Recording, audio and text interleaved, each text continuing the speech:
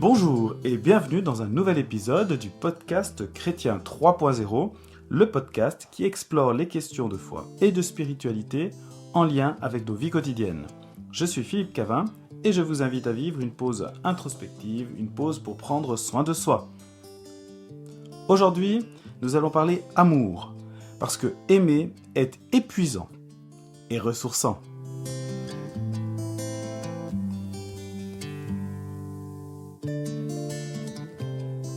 Nous allons entendre dans l'évangile de Jean au chapitre 15 les paroles de Jésus sur l'amour.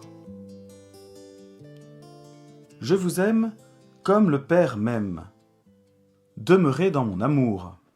Si vous obéissez à mes commandements, vous demeurerez dans mon amour, comme moi, j'ai obéi aux commandements de mon Père et que je demeure dans son amour. Je vous ai dit cela afin que ma joie soit en vous et que votre joie soit complète. Voici mon commandement. Aimez-vous les uns les autres comme je vous aime. Le plus grand amour que quelqu'un puisse montrer, c'est de donner sa vie pour ses amis. Vous êtes mes amis, si vous faites ce que je commande. Je ne vous appelle plus serviteur parce que le serviteur ne sait pas ce que fait son maître.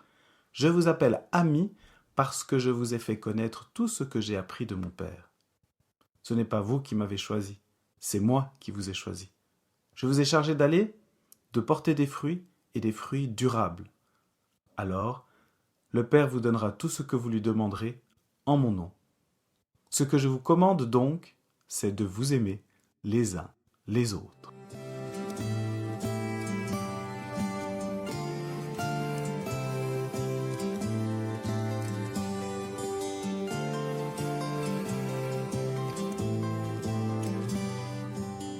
Aimer est épuisant et ressourçant. Ce matin, je me suis amusé à créer une petite statistique autour de l'amour dans l'actualité. Je suis allé tout simplement sur la page internet d'un journal d'information que je consulte régulièrement et j'ai compté le nombre de titres qui parlent d'amour. Alors, explicitement, il n'y en a aucun, mais nous allons voir qu'il y a un certain nombre de titres autour de problèmes d'actualité, il y a des articles inclassables et il y a des articles qui parlent d'une manière ou d'une autre d'amour. Le résultat est donc le suivant. Une soixantaine de titres, 60 environ, de titres autour de problèmes. Y compris, je mets là-dedans les 6 articles sportifs, parce que là, il y a les gagnants, il n'y a pas de problème pour eux, mais il y a aussi les perdants. Bon, cela, c'est une petite catégorie à part. Donc il y a une soixantaine de titres autour de l'actualité et des problèmes d'actualité. Il y a une tonne de publicité à droite à gauche. 4 articles que je juge comme inclassables. Un qui parle de météo, un de cuisine, un concours de Miss pour femmes numériques et une sensation autour des 12 coups de midi avec Emilien d'ailleurs qui décroche sa 8e étoile. Enfin, 4 nous parlent d'amour ou d'amitié. Ces 4 articles passionnants d'ailleurs sont les suivants. Tout d'abord, le premier, les Spice Girls se sont réunies pour les 50 ans de Victoria. Waouh! Puis deuxième, Paris Hilton présente enfin sa fille. Troisième, Pulp Fiction, les acteurs réunis pour les 30 ans du film. Et enfin, un chat se sauve comme il peut aux Émirats. Bon, le chat, on va le mettre de côté, mais ce qui est intéressant, c'est qu'avec les 3 articles sur les Spice Girls, Paris Hilton et les acteurs de Pulp Fiction, on se place, nous, en observateur de ce que l'amour peut engendrer. Un spectacle de l'amour maternel pour Paris Hilton et de l'amitié entre les acteurs et les chanteuses des 2 autres articles. Donc, dans le suivi du quotidien de stars, c'est ça qui est intéressant. Oui, ils sont célèbres. Oui, ils nous font rêver, mais ils ont les mêmes problèmes que nous, y compris des problèmes de cœur, des problèmes autour des défis que présente l'amitié dans le temps, et en cours, et encore, autour de l'amour et de la parentalité. Une proposition qui nous est faite dans les évangiles, c'est d'observer aussi la vie d'une célébrité, Christ, pour y voir le fait qu'il a eu les mêmes défis que nous, qu'il nous ressemble un peu. Et ce qu'il y a de certain, c'est que lui est encore source d'inspiration pour nos vies aujourd'hui, 2000 ans après sa mort. Nous avons lu précédemment ce passage de l'évangile de Jean au chapitre 15. Il était écrit « Voici mon commandement, aimez-vous les uns les autres comme je vous aime. » Aimer est épuisant et ressourçant.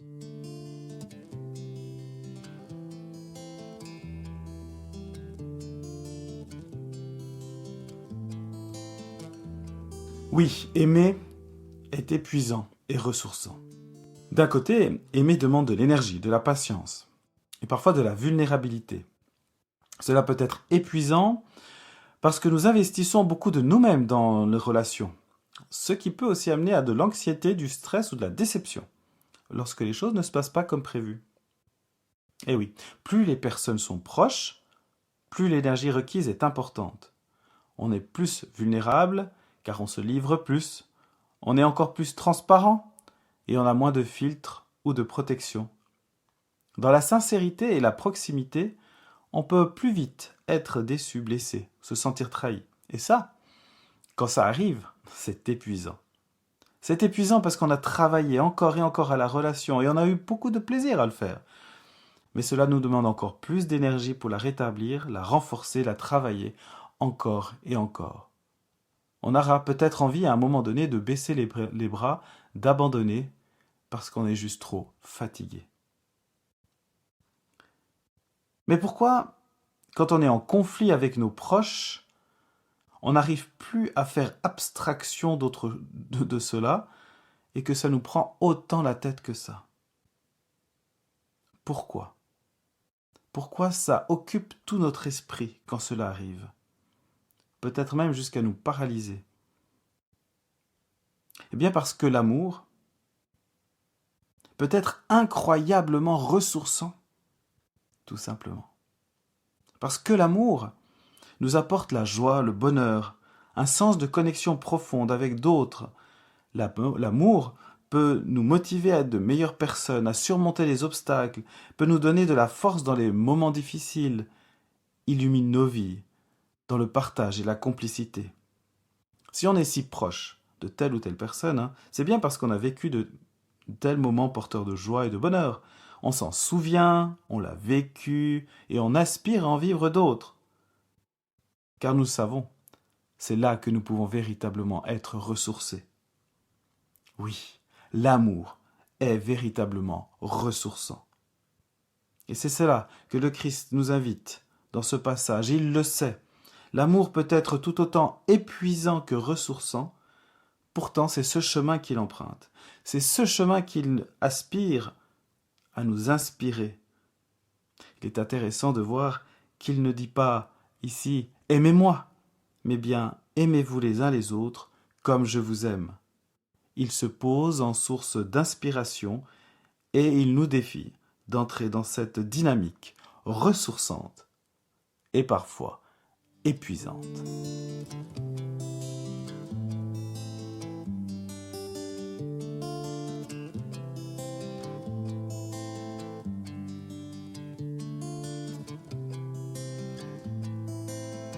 Seigneur,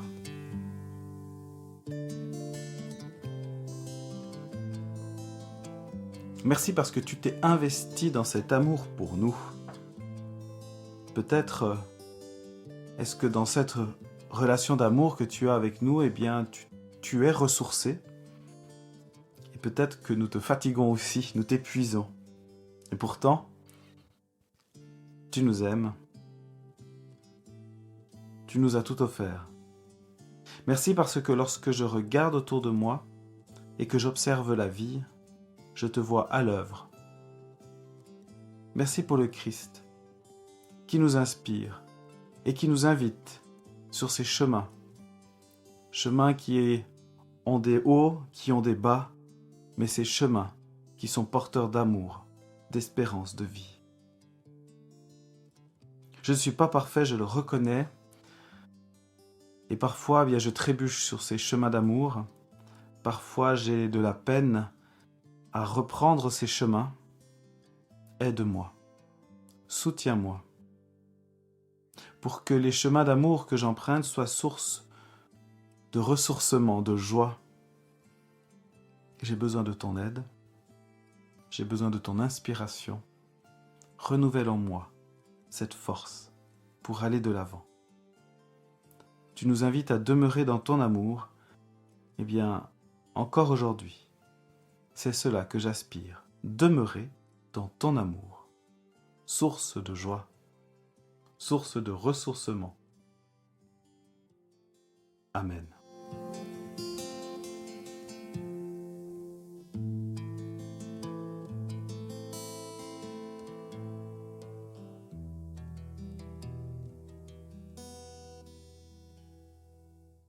Voilà, ce temps de méditation de la parole touche à sa fin.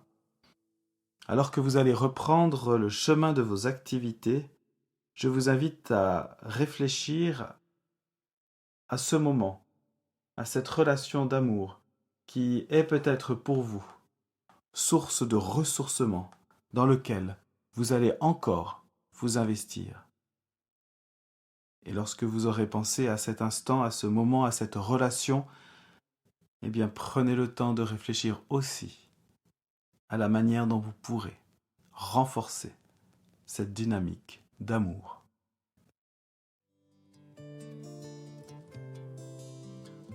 Nous sommes arrivés à la fin de cet épisode et j'espère vraiment que vous avez vécu un moment inspirant.